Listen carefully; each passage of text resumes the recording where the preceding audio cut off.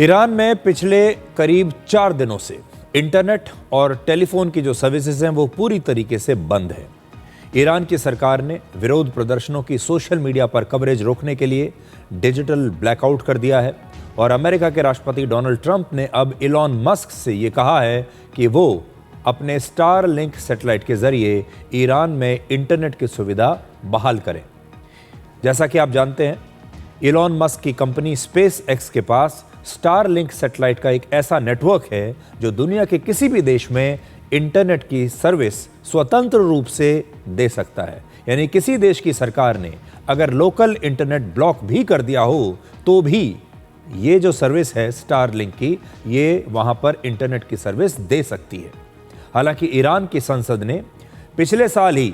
एक कानून पास किया था जिसके मुताबिक अगर ईरान में कोई व्यक्ति स्टारलिंक इंटरनेट का इस्तेमाल करता है और सरकार को लगे ऐसा कि इससे देश के खिलाफ कोई जासूसी हो रही है या इसके जरिए कोई देश विरोधी काम हो रहा है, तो उस व्यक्ति को जेल से लेकर मौत की सज़ा दी जा सकती है। और ये भी कहा जा रहा है कि ईरान की सरकार ने अपने देश में स्टारलिंक की सर्विस को जैम कर दिया है और ऐसा करने की टेक्नोलॉजी उन्हें शायद रशिया या फिर चाइना से मिली है।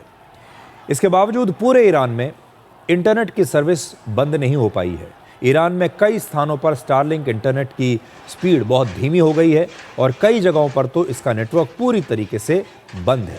इस समय इंटरनेट एक हथियार बन गया है और इसे कंट्रोल करने की जंग ईरान की सड़कों से लेकर आसमान में घूमते सैटेलाइट्स तक पहुंच चुकी है। तो आप आज ये भी देखिए कि जो नए ज़माने के प्रोटेस्ट हैं,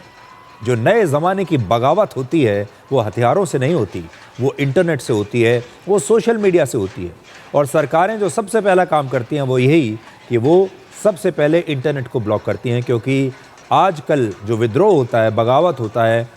उसका जो सबसे बड़ा हथियार है वो इंटरनेट होता है।